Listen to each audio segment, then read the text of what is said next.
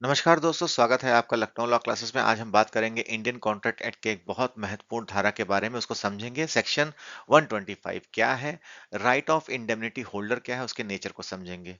ठीक है, तो आइए स्टार्ट करते हैं कि क्षतिपूर्ति पहले हम याद कर लें पुराना, कि अगर किसी की वजह से कोई नुकसान होता है तो भरपाई कौन करेगा, और वो उसे कहा गया कॉन्ट्रैक्ट ऑफ इंडेमनिटी। इसमें दो पार्ट थे, कि एक जो इंडेमनीफायर है और दूसरा इंडेमनिटी होल्डर है। होल्डर को लॉस से बचाने के लिए इंडेमनीफायर ये कॉन्ट्रैक्ट कर रहा है। ये इसके की एलिमेंट थे, वैलिड कॉन्ट्रैक्ट है ना, प्रॉमिस जो करता है, लॉस से बचने का वादा करता है। और वो लॉसेस किसकी वजह से हो सकते हैं, प्रॉमिसर हिमसेल्फ यानी इंडेमनीफायर से, या फिर एनी अदर पार्टी, मतलब कोई थर्ड पार्टी भी हो सकती है, एनी अदर पर्सन भी हो सकता है। तो ये हम पढ़ चुके हैं और यहाँ पे हमने उसकी परिभाषा समझ ली थी। 124 में क्या दी हुई है, क्षतिपूर्ति की संविदा की परिभाषा समझ चुके थे। अब हम बात करने वाले हैं 125 के 125 सेक्शन 125 के बारे में। ये सेक्शन क्या बताता है, तो इंडेमनिटी होल्डर क्या क्या रिकवर कर सकता है, ध्यान रखिएगा, क्या उसके राइट्स हैं। तो उसमें से तीन बातें आप याद रखिएगा। Major, damages. ठीक है, डैमेजेस का मतलब आपको जो नुकसानी हुई है ना, वो नुकसान इंडेमनीफायर पे करे। दूसरी बात आती है कॉस्ट की।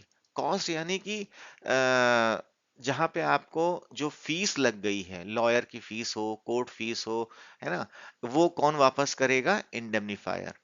ठीक है, मगर इसमें दो कंडीशंस भी रहती हैं कॉस्ट में, कि गुड फेथ में हुआ हो और इंडेमनीफायर के निर्देशों का उल्लंघन ना हुआ हो। और तीसरा पार्ट आता है सम्स का।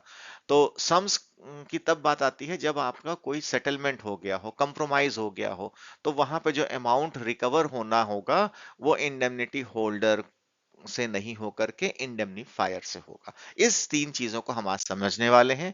तो क्षतिपूर्ति धारक के मुख्य अधिकार क्या है।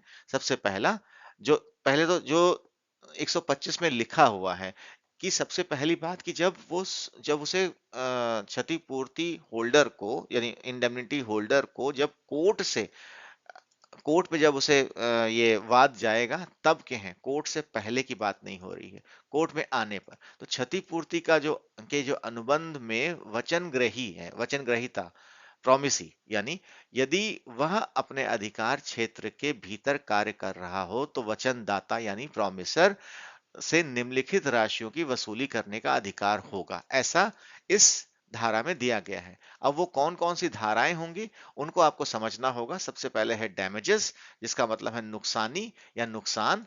ये समस्त हर्जाने की बात हो रही है। ठीक है, यानी जैसे कि कोर्ट ने आपको लगा दिया कि आपको इतना नुकसान हुआ है, तो उसकी भरपाई आपको करनी होगी।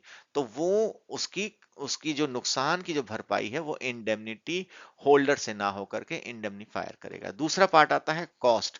कॉस्ट का मतलब यहाँ शॉर्ट में अगर हम समझें तो वो लागत और खर्चे हैं जो कोर्ट फीस और इसमें लग रही है। और तीसरा पार्ट है इसका सम्स। सम्स का मतलब है आपका कंप्रोमाइज हो गया है ना। तो उस स्थिति में जो कंप्रोमाइज हो जाता है, समझौता हो जाता है, तब आप जो है क्या क्या क्षतिपूर्ति जो आपके ऊपर आ रही है उसके ऊपर आप उस रकम को चुकाएगा इंडेमनीफायर। ठीक है, तो इसको डिटेल में समझते हैं। अब ये हर्जाने की वसूली जो है डैमेजेस में, ध्यान दीजिए, यहाँ पे दो तीन चीजें मैंने अंडरलाइन करी हैं, any suit, any matter, indemnify applies. ठीक है, अब ये डैमेजेस ही वर्ड बस इंपॉर्टेंट है, इसमें और कुछ भी नहीं है। इसमें सभी नुकसान यानी हर्जाने की वसूली कर सकता है जिसके भुगतान के लिए जिसके जो भुगतान है, अगर वो किसी वाद के द्वारा निर्णय आ गया है, तब उसके लिए वो बाध्य है। अब जो क्षतिपूर्ति धारक को उस मुकदमे में जो राशि की हानि हुई है या हानि जो हुई है उसे अदा करनी पड़ेगी। ठीक है, तो अब वो जो हानि हुई है, जो डैमेजेस हुए हैं, वो राशि वह क्षतिपूर्ति कर्ता से वसूल कर सकता है। ठीक है, अब दूसरा दूसरा पार्ट आता है इसमें। जैसे ये एक एग्जांपल आप ले सकते हो, कि जैसे बी के ऊपर 1 लाख का जुर्माना लगाया गया, तो वह ए उसे भरने के लिए बाध्य होगा, क्योंकि जो ए है वो आपका इंडेमनीफायर है। करेक्ट। नेक्स्ट बात आती है ऑल कॉस्ट की। तो कॉस्ट का मतलब यहाँ पे वही है कि जो भी सूट्स आए हुए हैं उसके ऊपर, और दो वर्ड और देखिए, कंट्रवीन, कॉन्ट्रावीन, और दूसरा वर्ड है प्रूडेंट, यानी विवेकपूर्ण निर्णय लिया गया हो।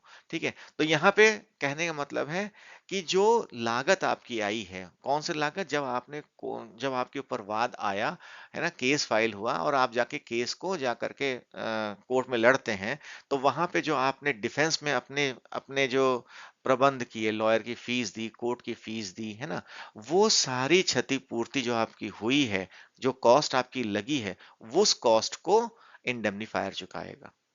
ठीक। नेक्स्ट, आपका सम्स की बात हो रही है। अब सम्स में आप यहाँ पे ध्यान दीजिए, यहाँ पे भी कंप्रोमाइज की बात की गई है, एनी कंप्रोमाइज यहाँ लिखा हुआ है पहला वर्ड। तो समझौते की राशि यानी कंप्रोमाइज अमाउंट हुआ।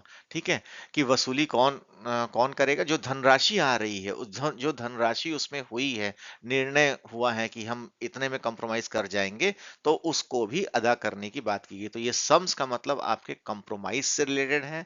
ठीक है, सूट आने के बाद कि हाँ, दोनों जो पक्ष विपक्ष हैं जिनके बीच में हुई ये बात, उस क्षतिपूर्ति का जो वादा किया गया था इंडेमनिटी होल्डर के साथ, वो जो सम्स हैं यानी कंप्रोमाइज जो हुआ है, वो जो राशि है वो इंडेमनीफायर पे करेगा।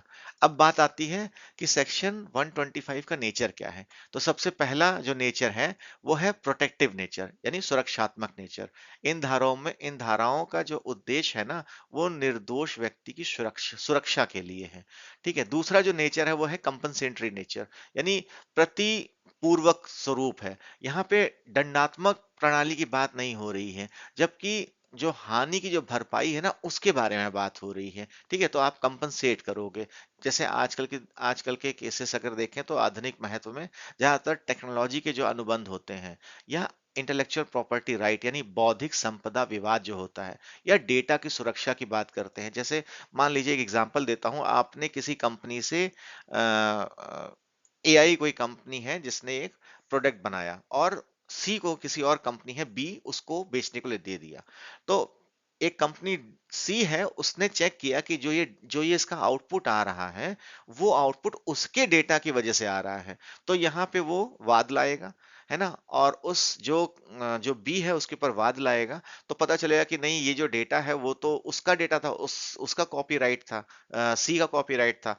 इसलिए अब जो ए है जिसने ये डेटा यूज करके बनाया है, उसको इस वाद का जो प्रॉमिस है, जो कंपनसेटरी नेचर जो बन रहा है, वो पैसा उसे अदा करना पड़ेगा। ठीक है, तो ये एक लेटेस्ट एग्जांपल है। इवन ये अंतरराष्ट्रीय व्यापार में भी बहुत यूज होता है कंपनसेशन वाला, आप देखोगे आगे, है ना। इसके अलावा आपका नेक्स्ट जो स्वरूप है वो है कॉन्टीजेंट नेचर का। ये आपको मैंने पहले भी बताया था कि वो फ्यूचर के बारे में बात करता है, जो क्षतिपूर्ति भविष्य की संभावित होने के आधार पर होती है। ठीक है, इसके अलावा नेक्स्ट है, ये है इक्विटेबल, यानी न्याय संगत स्वरूप है। ये समानता और न्याय पर आधारित है। और लास्ट जो इसका है, इसमें जो प्राइमरी लाइबिलिटी आ रही है, वो प्रॉमिस, जो क्षतिपूर्ति कर्ता की देता की प्राथमिकता होती है, यह प्रतिभूति गारंटी से भिन्न होती है। ठीक है, इतना आप याद रखिएगा। और अगर ये आपको वीडियो पसंद आई हो तो लाइक करें, सब्सक्राइब करें। धन्यवाद।